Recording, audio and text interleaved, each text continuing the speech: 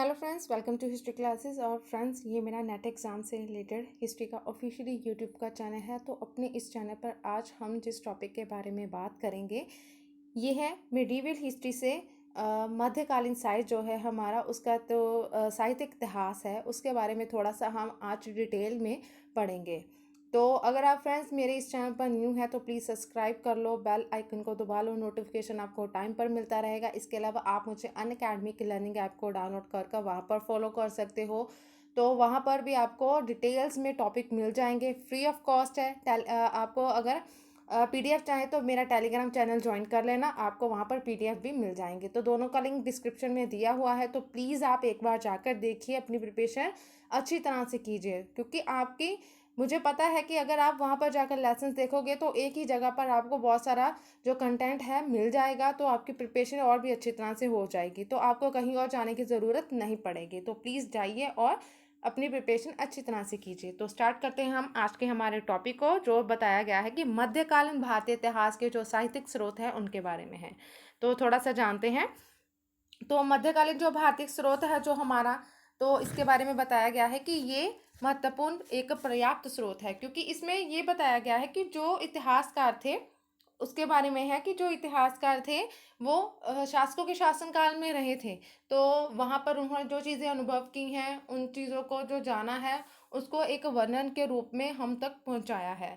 तो उनको आश्रय प्राप्त होता था, तो वो उनके सिर्फ जो कह लो कि अभियान होते थे, विजय अभियान शासकों के, उनके बारे में भी जानकारी हमें देते थे। तो कह लो कि उस टाइम पर जो सल्तनत काल का स्रोत है, साहित्यिक स्रोत, वो कम है मध्यकालीन साहित्यिक स्रोत के मुकाबले, क्योंकि उसका जो एरिया है बहुत वाइड है, बहुत बड़ा है। मध्यकालीन साहित्यिक स्रोत का वो चीज़ें हमें वहाँ से प्राप्त हुई हैं और सल्तनत काल से कम है। तो सल्तनत काल से कम है, मध्यकालीन साहित्यिक स्रोत ज़्यादा है। तो जो पहले जो साहित्यिक स्रोत है ये पहले अरबी फारसी भाषा में थे, लेकिन बाद में ये फारसी भाषा में, तो फारसी भाषा में भी लिखे गए हैं। तो अरबी व फारसी भाषा और फारसी भाषा, तो दोनों जो भाषाओं में जो साहित्यिक स्रोत हैं वो प्राप्त हुए हैं।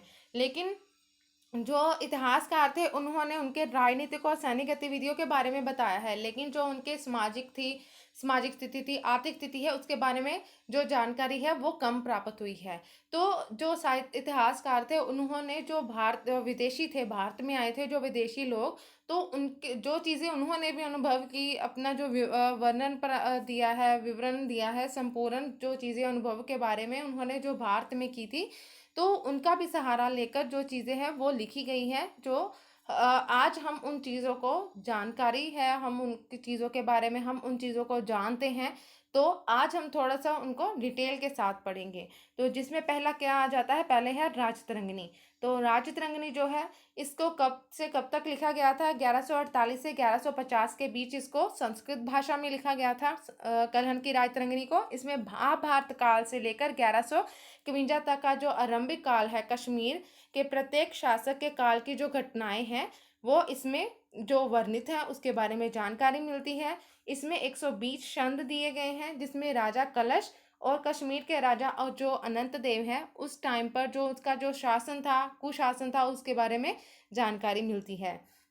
फिर 8 तरंग यानी अध्याय है, संस्कृति के कुल 7826 जो श्लोक दिए गए हैं। और कलहन ने जो कश्मीर घाटी की जो झील है उसके बारे में भी बताया है कि जो ऋषि कश्यप ऋषि थे, जो ब्रह्मा के पुत्र थे, ऋषि मरीच ने इसको सुखा दिया था, इस बड़ी झील को। तो इसके बारे में भी बताया गया है। फिर ये भी बताया है कि बारामूला जो शब्द है, बारामूला, वो कहाँ से लिया है? वराह मूल से निकला है। जो बारामूला शब्द है वराह मूल से लिया गया है। तो ये कुछ जो छोटी छोटी चीज़ें हैं जिनके बारे में जो जानकारी होनी बहुत ज़रूरी है। तो ये संपूर्ण जानकारी हमें कहाँ से मिलती है? कलहन की राजतरंगिणी से ही। तो जो आगे है, कलहन की राजतरंगिणी में जो गोनर्द है प्रथम, उसके कश्मीर का वो पहला राजा था। मगध जरासंध का जो रिश्तेदार है वो बताया गया है, उसके बारे में जानकारी मिलती है। फिर ये भी बताया गया है कि जो मौर्य साम्राज्य था, जो 322 ईसा पूर्व मगध के चंद्रगुप्त मौर्य द्वारा स्थापित किया गया था प्राचीन भारत में, जो कि भौगोलिक रूप से एक व्यापक शक्तिशाली राजनीतिक और सैनिक साम्राज्य था, जो अपने टाइम पर बहुत ही कह लो कि शक्तिशाली समृद्ध साम्राज्य था। उसके बारे में जानकारी मिलती है। फिर उसका जो आगे पौत्र था अशोक महान, उसने कश्मीर में कई स्तूपों का निर्माण करवाया। बाद में उसका जो बेटा था वो उत्तराधिकारी बना था और अशोक ही था, अशोक के वंशज के बाद जो आगे विक्टोरिया कुषाण साम्राज्य था, जिसमें हुविष्यक, जोविष्यक, कनिष्क आदि जो शासक हैं, उनका उल्लेख भी इसमें मिलता है। तो मौर्यों के बाद कुषाण जो वंश है उसके बारे में भी जानकारी मिलती है तरंगिनी में, कलहन की राय तरंगिनी में। फिर ये भी बताया गया है कि गोनर्द तृतीय जो था, जिसने गोनंदिया राजवंश का उल्लेख किया था, उसके बारे में भी जो कुछ उत्पत्ति के बारे में जानकारी नहीं है, लेकिन उसका ये बारे में जानकारी मिलती है कि इसके परिवार के जो वंशज हैं उन्होंने आगे चलकर भी जो शासन किया था कई पीढ़ियों तक। फिर आर्यों के बारे में जो प्रतापदित्य है, जिसको विक्रमादित्य का जो रिश्तेदार बताया गया है, उसका उल्लेख मिलता है। उसका जो अन्य परिवार के हैं जिन्होंने बाद में सिंहासन ले लिया था, उसके बारे में भी जानकारी राजतरंगिनी में मिलती है। फिर आर्य राजा जयेंद्र संधिमति का उल्लेख वो इसमें मिलता है। और कलहन ने संधिमति का गर्मियों के दौरान जो लिंग पूजा है, तो उसको किसके साथ जोड़ा है, जो अमरनाथ में बर्फ के जो शिवलिंग है उसकी पूजा के साथ उसका जो लिंग है वो जोड़कर बताया गया है कि उसने ये पूजा की थी, तो उसका थोड़ा सा जो संदर्भ है वो प्रतीत होता है। उसके बारे में बताया गया है। फिर हूनों के बाद को नंदिया वंश के मेघवाहन, जिसने गंधार से वापस आया, पीढ़ियों तक शासन किया, कि वो बुद्ध का भक्त था। फिर उसका जो उसने पशुवध था उसकी निषेध किया, कि उसको रोका, ये चीज़ें के बारे में जानकारी। फिर कारकोट वंश जो था, जिसमें दुर्लभ वर्धन, ललितादित्य, मुक्तापीठ शासक, इनके बारे में जानकारी मिलती है कि इनका जो साम्राज्य था वो कहाँ कहाँ से लेकर कहाँ तक फैला था। फिर कारकोट वंश और उत्पल वंश के अंत और लोहार वंश का ये उल्लेख भी मिलता है।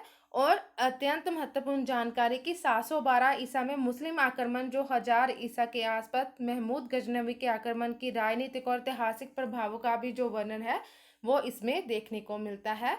और बाद में जो राजा हर्ष था उसका उत्थान और उसका जो पतन था उसके बारे में भी संपूर्ण जानकारी इसमें मिलती है। तो कलहन की जो राजतरंगिनी है उसका जो एरिया बहुत विशाल है, उसने कई जो चीज़ें हैं महाभारत काल से लेकर जो महमूद गजनवी तक का जो वर्णन है, राजनीतिक सामाजिक जो उस टाइम पर स्थिति थी उसके बारे में जो जानकारी राजतरंगिनी में देखने को मिलती है। तो ये सल्तनत काल का जो कह लो कि साहित्यिक स्रोत है।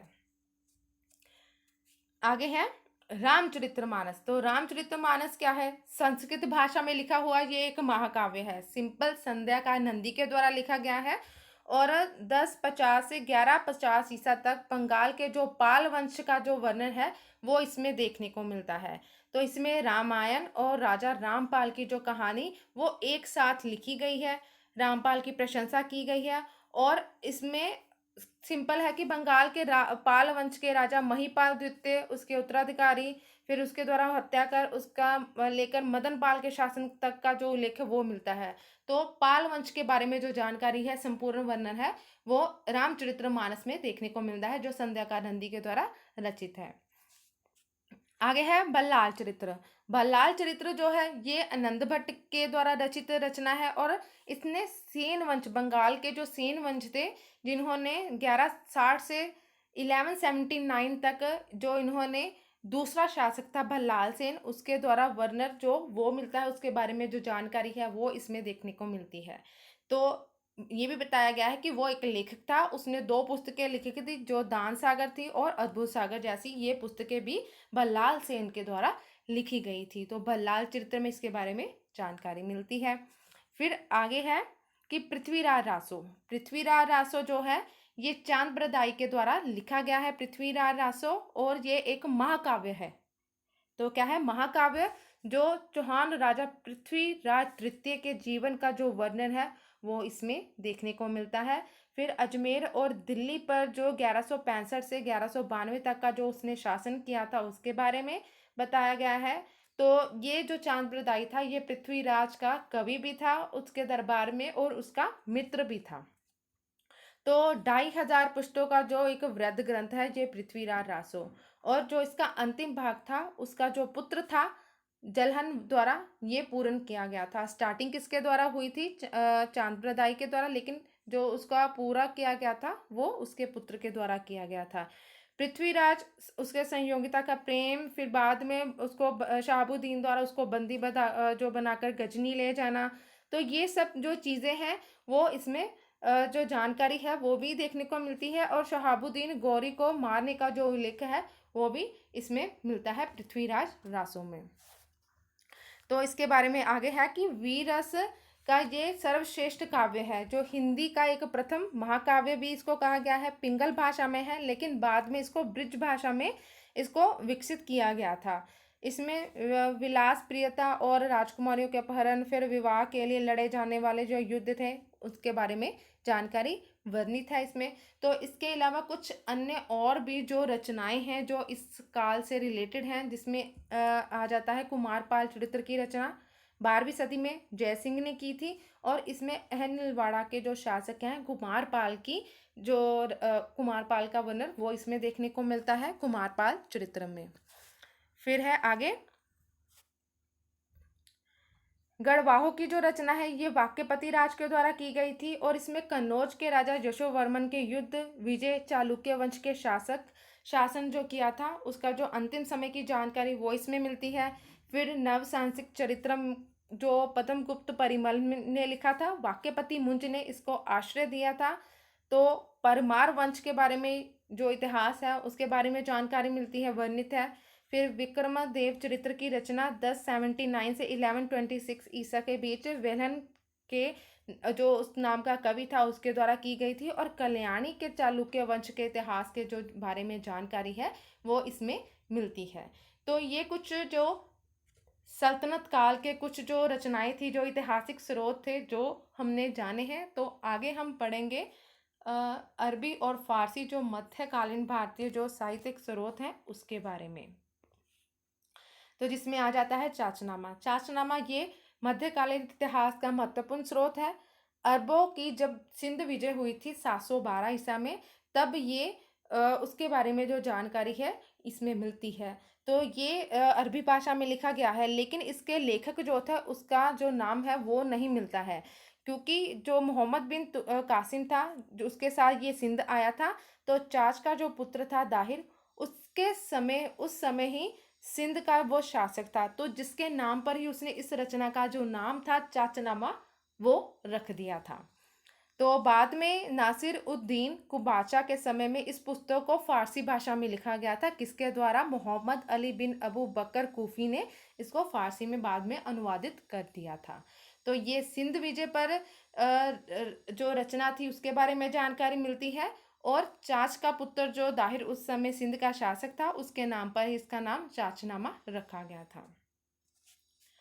आगे है किताबुल जामिनी। किताबुल जामिनी जो है ये अबू नासिर बिन मोहम्मद अल जबर अल उतबी के द्वारा ये जो थी ये लिखी गई थी। उतबी का जो संबंध था उत्तर परिवार से था, फ्रांस के जो उत्तर परिवार है उसके साथ था, क्योंकि वो महमूद जो गजनवी की सेवा में वो कार्य करता था, और उतबी को महमूद गजनवी उसके कार्यकलापों की जो व्यक्तिगत रूप में संपूर्ण जानकारी थी। और इस पुस्तक में उसने सबुक्कुतगीन और महमूद गजनवी के 10-20 तक का जो इतिहास का बारे में लिखा है उसके बारे में जो जानकारी है वो पता चलता है। तिथियों के बारे में सही जानकारी नहीं है, लेकिन महमूद गजनवी पर ये एक महान पुस्तक थी, क्योंकि उसके कार्यकलाप जो थे, जो चीज़ें थी, जो व्यक्तिगत रूप में वो उसको जानता था, तो इसलिए उसने जो महमूद गजनवी के बारे में कि वो कैसा था, उसका चरित्र कैसा था, व्यक्तिगत रूप में कैसा था, तो उसके बारे में जो जानकारी है वो इससे ही मिलती है किताब जामिनी से। तारीख मसूदी। तारीख मसूदी जो है ये किताब अरबी भाषा में अबुल फजल के द्वारा अबुल फजल मोहम्मद बिन हुसैन अल बेहाकी के द्वारा लिखा गया था। बेहाकी जो है ये भी महमूद गजनवी के उत्तराधिकारी जो थे, सॉरी मैसूद, उत्तराधिकारी मैसूद का एक कर्मचारी था।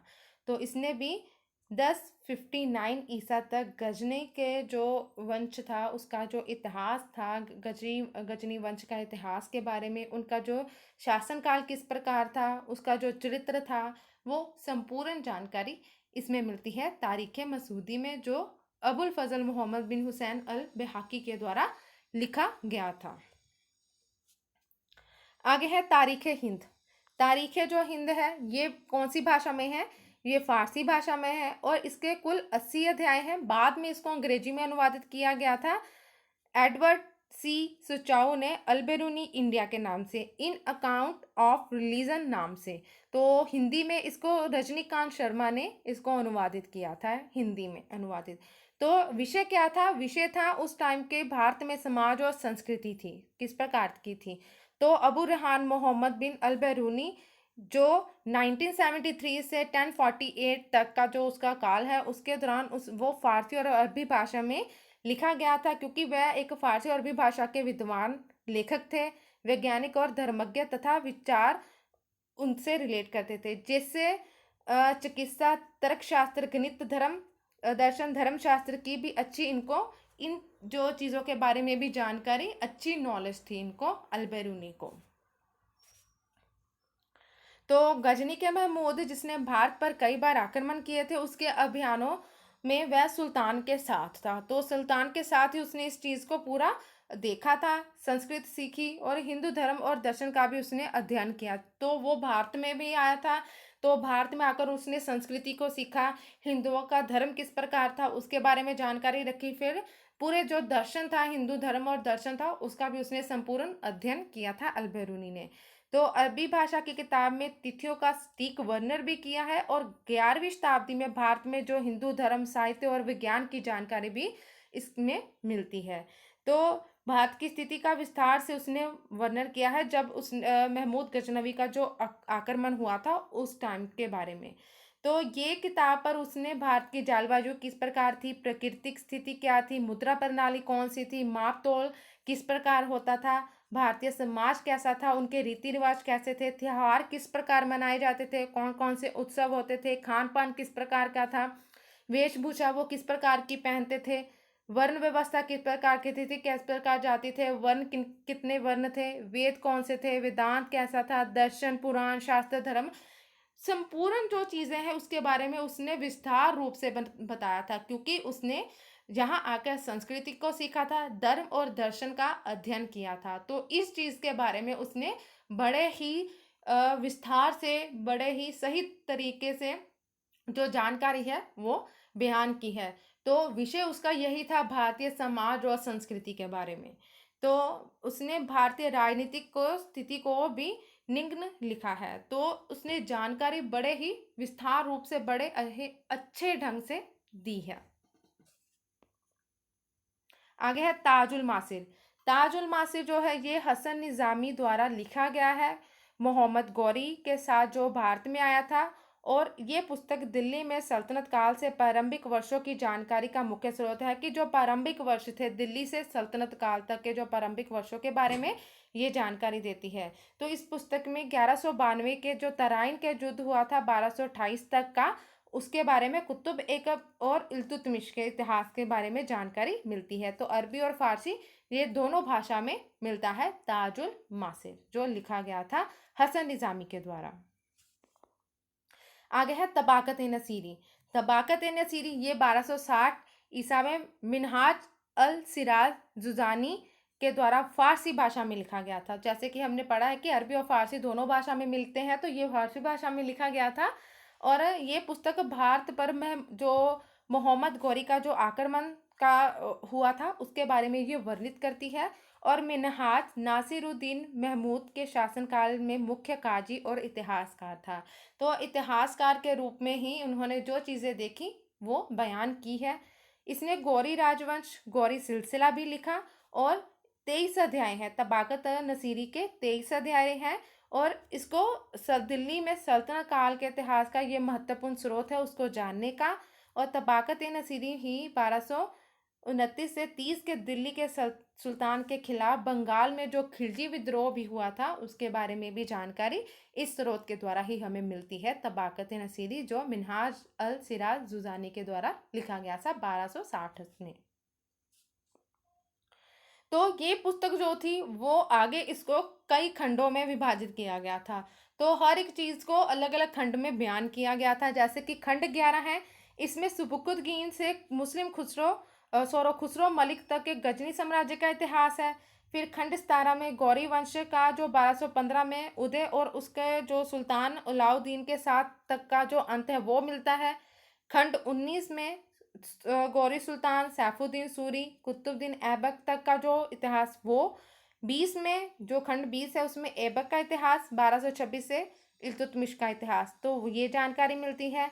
फिर खंड 22 जो है उसमें जो सल्तनत के भीतर दरबारी थे, जनरल, प्रांतीय गवर्नर, उनकी जीवनी, वजीर, बलबन के प्रारंभिक इतिहास, उसके बारे में जानकारी मिलती है। और खंड जो 23 है उसमें चंगेज खान के विषय में विस्तार में जानकारी मिलती है और उसके उत्तराधिकारी मंगोलों द्वारा जो मुस्लिमों पर किए गए अत्याचार थे उसके बारे में भी। तो हर एक चीज को बड़े ही सही ढंग से खंड में विभाजित किया गया है, तो अलग अलग खंड में संपूर्ण जानकारी को बताया गया है। तो आगे है खजाइन उल फतूह। तो खजाइन उल फतूह का क्या अर्थ होता है? जीत के खजाने। तो इसका मतलब है जीत के खजाने के रूप में। तो ये किताब अमीर खुसरो के द्वारा लिखी गई है और खुसरो एक जाने माने लेखक भी थे। इनकी और भी कई अन्य पुस्तक हैं, तो जाने माने लेखक थे। और 1290 से लेकर 1325 तक के जो दिल्ली के सुल्तान जलाउद्दीन खलजी जो थे से लेकर मोहम्मद बिन तुगलक का जो समकालीन ये रहे थे, वे अपने समय के जो सुल्तान थे उसके दरबार में ये प्रमुख कवि रह चुके हैं। तो इन्होंने जो भी अपनी आंखों से देखा है, उनकी जो घटनाओं को उन्हीं तरह ही देखा है, तो उसे को ही बयान किया है। इसलिए ये कार्य जो है इनका बहुत ही महत्वपूर्ण स्रोत हो जाता है, क्योंकि जो चीजें उन्होंने देखी है हूबहू उनको उसी तरह ही बयान किया गया है। आगे है मिफ्ताह उल फतूह। मिफ्ताह उल फतूह जिसका मतलब है जीत के लिए कुंजी, ये भी अमीर खुसरो के द्वारा लिखी गई है। जलालुद्दीन की जो जीत थी, जलालुद्दीन खिलजी की जीत के बारे में लिखी गई है। और मलिक छज्जू द्वारा किए गए जो विधि का वर्णन भी इसमें मिलता है। मिफ्ताह उल फतूह जो जीत के लिए कुंजी है उस पर लिखी गई ये किताब है। आगे है किरान उस सादेन। किरा उस सादेन मतलब कि दो शुभ सितारों की जो बैठक, ये भी अमीर खुसरो के द्वारा लिखी गई है, जिसमें बुगरा खां और उसका जो बेटा था कैकुबाद, उसकी जो भेंट हुई थी, जो समझौते पर जो वर्णन वो इसमें मिलता है। तो इसलिए कहा गया है दो शुभ सितारों की जो बैठक है उसको ये नाम दिया गया है किरान उस सादेन। इस पुस्तक को अमीर खुसरो के द्वारा ये लिखी गई है। इश्किया मसनवी दुवल रानी खिजर खां। तो ये अमीर खुसरो द्वारा ही लिखी इस मसनवी है, जो अलाउद्दीन के जो पुत्र खिजर खां और गुजरात के राजा करण सिंह की जो पुत्री दुव्वल रानी का प्रेम का जो वर्णन है वो इसमें मिलता है। और अलाउद्दीन की गुजरात विजय का जो वर्णन है वो भी इसमें देखने को मिलता है। तो खुसरो खां के द्वारा ये लिखी गई मसनवी है। आगे है नो सिपहर। नो सिपहर ये भी मसनवी है। भारत और उसकी संस्कृति की खुसरो ने अपनी धारणाओं के बारे में लिखा है। जो भारत की संस्कृति है, भारत के बारे में, तो अपनी धारणाओं के दौरान की अपने अकॉर्डिंग जो चीज़ें हैं उसको उसने बयान किया है अमीर खुसरो ने नो सिपहर में, जो 1318 ईसा में लिखी गई थी ईस्वी में। तुगलकनामा। तो ये तुगलकनामा जो है 1320 ईस्वी में लिखा गया था। खुसरो ने ही तुगलक वंश के शासन का इतिहास ये लिखा है, क्योंकि अलाउद्दीन खिलजी से लेकर तुगलक वंश तक का उसने संपूर्ण जो है जानकारी इतिहास के बारे में मिलती है। तो जो रचनाएं हैं वो खुसरो के द्वारा लिखी गई थी। तो गयासुद्दीन तुगलक की खुसरो खां पर जीत का उल्लेख है, जिसके परिणाम स्वरूप तुगलक वंश की स्थापना हुई और अमीर खुसरो की अंतिम ऐतिहासिक कृति ये माना गया है तुगलक नामा को। तो ये खुसरो की अंतिम कृति थी, ऐतिहासिक कृति। तारीख फिरोज शाही। तो तारीख फिरोज शाही जे 1357 में लिखी गई थी और ज़ियाउद्दीन बर्नी ने तारीख फिरोज शाही को लिखा था। किसने लिखा था? ज़ियाउद्दीन बर्नी ने। और बर्नी ने ही गयासुद्दीन तुगलक, मोहम्मद बिन तुगलक और फिरोज शाह तुगलक का ये समकालीन था। और इस किताब में उसने बर्नी ने बलबन के शासनकाल से लेकर फिरोज शाह तुगलक के जो 6ठे वर्ष तक का जो इतिहास है उसके बारे में जानकारी मिलती है, क्योंकि ये गयासुद्दीन तुगलक, मोहम्मद बिन तुगलक और फिरोज शाह तुगलक का समकालीन था, तो इसलिए 6ठे वर्ष तक का जो इतिहास है वो वर्णित मिलता है। तो इसने उस टाइम के सुल्तानों के जो सैन्य अभियान के अलावा उस टाइम के सामाजिक, आर्थिक, प्रशासनिक और न्यायिक व्यवस्था किस प्रकार की थी, उसको भी इसने बयान किया है। उस टाइम के उच्च पदाधिकारी कैसे थे, अमीर, सूफी, संत, उनका भी इसने वर्णन मिलता है। तो बर्नी ने अलाउद्दीन की बाजार नियंत्रण व्यवस्था, आर्थिक सुधारों के विस्तार में वर्णन मिलता है कि क्योंकि अलाउद्दीन ने ही सबसे पहले बाजार व्यवस्था को नियंत्रित किया था, सुचारू रूप से चलाया था। तो अलाउद्दीन की बाजार व्यवस्था बहुत ही प्रसिद्ध हुई थी। राजस्व प्रशासन की पूरी तरह से वर्णन इस पुस्तक की प्रमुख विशेषता है। तो तारीख फिरोजशाही जो है ज़ियाउद्दीन बर्नी द्वारा लिखी गई है। तो इसमें उसने सिर्फ सैन्य अभियान ना देकर उनके बारे में संपूर्ण जानकारी दी है, जैसे कि राजनीतिक, आर्थिक, सामाजिक, न्यायिक व्यवस्था, तो हर एक चीज़ को बड़े ही विस्तार से बयान किया है। आगे है तारीख फिरोज शाही। ये भी तारीख फिरोज शाही है, लेकिन ये 1397 में लिखी गई है, लेकिन जो पहली थी वो 1357 में थी। तो ये दो चीज़ें हैं, इसको ध्यान में रखिएगा। पहली थी 1357 में, लेकिन ये है 1398 में लिखी गई है। तो इस पुस्तक की जो रचना है शम्स सिराज अफीफ के द्वारा की गई। तो ये भी वो बर्नी के द्वारा थी, लेकिन ये है शम्स सिराज अफीफ के द्वारा लिखी गई है। फिरोज शाह तुगलक के शासनकाल का ही विस्तार में वर्णन है, और इसने तैमूर के आक्रमण के कुछ समय बाद को लिखा था। जब तैमूर का आक्रमण हुआ था तो उसको कुछ समय बाद लिखा था। तो फारसी भाषा में लिखी गई है, और इसमें ही फिरोज शाह के सैन्य, राजनीतिक, प्रशासनिक व्यवस्था का भी वर्णन किया गया है। तो जागीर प्रथा का भी इसमें वर्णन हमें मिलता है। तो ये एक फिरोज शाह के शासनकाल की जानकारी का एक महत्वपूर्ण स्रोत पुस्तक है। तो ये किसके द्वारा लिखी गई है? अफीफ के द्वारा 1398 में। तो इसमें उसके बारे में जानकारी भी मिलती है, और उसकी जागीर प्रथा है उसके बारे में भी जानकारी हमें मिलती है। लेकिन जो पहली है तारीख फिरोज शाही, वो बर्नी के द्वारा लिखी गई है 1357 में। तो वो तुगलक के बारे में जो संपूर्ण जानकारी है वो वहाँ पर मिलती है उसमें। तो उसमें जो अलाउद्दीन है उसके बाजार व्यवस्था के बारे में भी जानकारी मिलती है। आगे है तारीख मुबारक शाही। तारीख मुबारक शाही जे जहिया बिन अहमद सरहंदी के द्वारा लिखा गया है, और सैयद वंश के जो शासक थे मुबारक शाह ने उसको, उसका जो आश्रय था मुबारक शाह का, वो उसको प्राप्त था। और जहिया बिन अहमद ने ही किताब का प्रारंभ कब किया था? मोहम्मद गौरी के आक्रमण से शुरू कर सैयद वंश का जो तीसरा शासक मोहम्मद शाह हुआ था, तो उसके इतिहास तक का पूरा जो वेरवा है वो इसमें तारीख मुबारक शाही में हमें देखने को मिलता है। तो ये सईद वंश का ही, उनको जानने का, उनके वंश को जानने का एकमात्र ये स्रोत है, जिससे हमें उनके वंश के बारे में और उनके राजनीतिक, उनके राज्य साम्राज्य को और भी अच्छी तरह से जानने में हेल्प होती है। तो ये तारीख मुबारक शाही जो जहिया बिन अहमद सरंदी के द्वारा सैयद वंश पर लिखी गई थी। आगे है फुतुह है फिरोज शाही। फुतुहात है फिरोज शाही। ये फिरोज तुगलक की क्या है? आत्मकथा। तो आत्मकथा है। इसमें जो पुस्तक को लिखने का क्या उद्देश्य था? सिर्फ ये था कि फिरोज शाह का मुख्य उद्देश्य स्वयं को एक आदर्श मुसलमान शासक सिद्ध करना था, कि ये एक आदर्श मुसलमान जो शासक है उसके रूप में उभर कर सामने आया है। तो इसलिए उसने अपनी आत्मकथा को लिखा था। इसलिए उसने किताब से उसके प्रशासन संबंध कुछ जानकारियां भी मिलती है। तो प्रशासन के बारे में जानकारी में मिलती है, लेकिन वह एक आदर्श मुसलमान था, तो ये भी उसने सिद्ध किया है मुसलमान के रूप में। तो ये है फिरोज शाही जो आत्मकथा है फिरोज तुगलक की। फुतुहात उस सलातिन। फुतु उस सलातिन ये किसके द्वारा लिखी गई है? ये 1349 ईसा में किताब ख्वाजा अब्दुल्ला मलिक इसामी के द्वारा लिखी गई है। किस पर है? मोहम्मद तुगलक का ये समकालीन था, और इसने ही तुगलक ने जब अपनी राजधानी को दिल्ली से दक्कन स्थित दौलताबाद में हस्तांतरित किया था, तो इसामी का परिवार भी यहाँ आ गया था। इसने ही बहमनी साम्राज्य के संस्थापक अलाउद्दीन हसन बहमन शाह ने उसे अपने यहाँ आश्रय दिया था। और फुतु उस सलातीन एक कविता के रूप में उसने ये लिखी थी। तो ये कविता के रूप में लिखी गई थी ख्वाजा अब्दुल मलिक इसामी के द्वारा। तो ये उसके टाइम का समकालीन था जब उसने अपनी राजधानी को हस्तांतरित किया था। तो बहमनी साम्राज्य का संस्थापक जो था हसन बहमन शाह, तो उसको उसका आश्रय प्राप्त था तो उस टाइम पर। तो ये कविता के रूप में हमें उपलब्ध है। ये किताब मोहम्मद गजनी के जो वंश से लेकर तुगलक वंश तक के इतिहास का वर्णन है।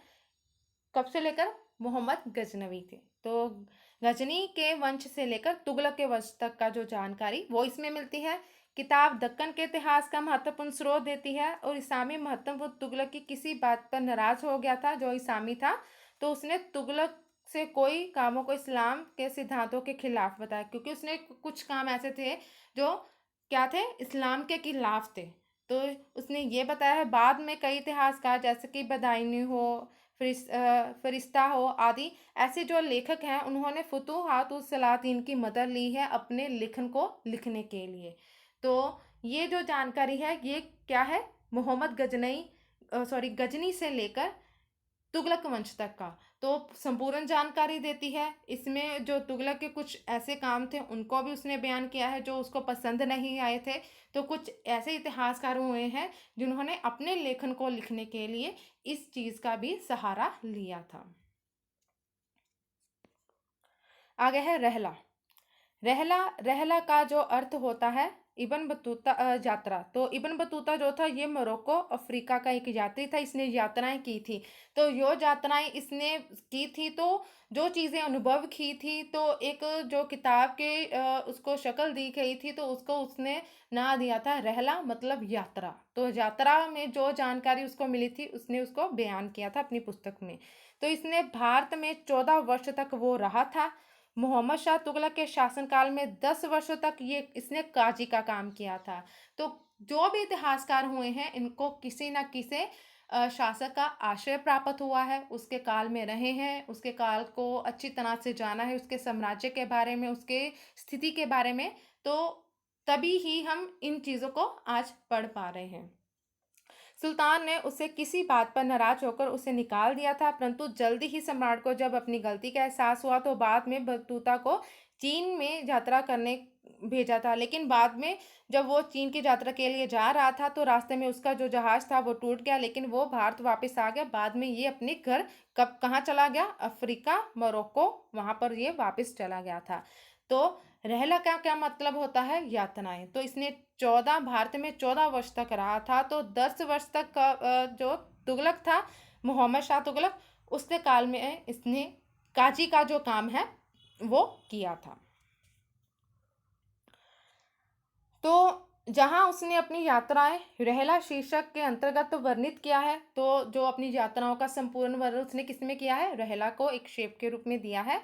जो यात्राएं हैं वो, तो इब्न बतूता ने सुल्तान ग्यासुद्दीन तुगलक और सुल्तान मोहम्मद तुगलक के शासनकाल के दौरान की जो घटनाएं थी, उनका प्रशासन कैसा था, मेले कैसे थे, त्योहार कौन कौन से वो मनाते थे, बाजार व्यवस्था उनकी किस प्रकार की थी, भोजन कैसा होता था उस टाइम के, अमीर कैसे खाते थे, जो विलेज लोग होते थे, ग्रामीण लोग थे, वो किस प्रकार का भोजन था, कौन कौन सी चीज़ें थी उस टाइम पर मिलती थी, भारतीय कपड़े किस प्रकार होते थे, लोग किस प्रकार की वेशभूषा पहनते थे, शहरी जीवन था वो किस प्रकार का होता था, अदालतें क्या थी, किस प्रकार की उनकी न्याय व्यवस्था थी, अर्थव्यवस्था किस प्रकार की थी, समाज और जलवायु आदि, इन चीज़ों का उसने अपनी जो यात्रा थी रहला के राह में जो उसको बयान बयान किया है, वर्णित किया है, तो उसमें इस चीज़ के बारे में जानकारी की थी। क्योंकि वो 14 वर्ष तक भारत में रहा था और 10 वर्ष तक मोहम्मद शाह तुगलक के काल में रहा था। तो उसने कितना कुछ अनुभव किया और उसको इस पुस्तक का नाम दिया रहला।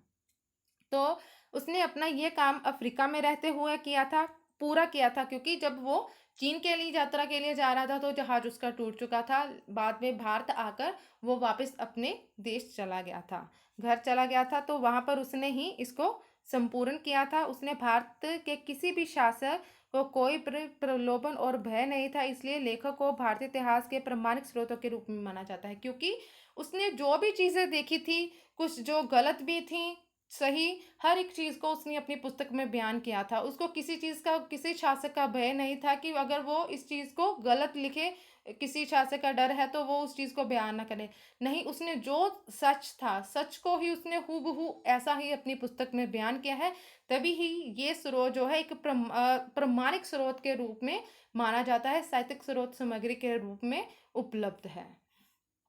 तो फ्रेंड्स, ये थे कुछ हमारे आज के टॉपिक थे जो मध्यकालीन साहित्यिक स्रोत से थे, जिसके बारे में हमने आज जाना है।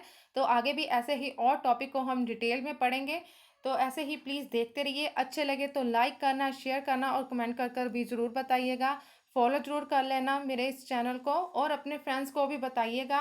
अनअकैडमी पर भी फॉलो ज़रूर कीजिएगा और वहाँ पर भी आपको कंटेंट अवेलेबल है, फ्री ऑफ कॉस्ट है, बहुत सारा कंटेंट वहाँ पर भी मिल जाएगा। तो ऐसे ही अपनी प्रिपरेशन करते रहिए, आपका नेट जेआरएफ है डेफिनेटली ही क्लियर होगा। और वीडियो देखने के लिए आप सभी का थैंक यू।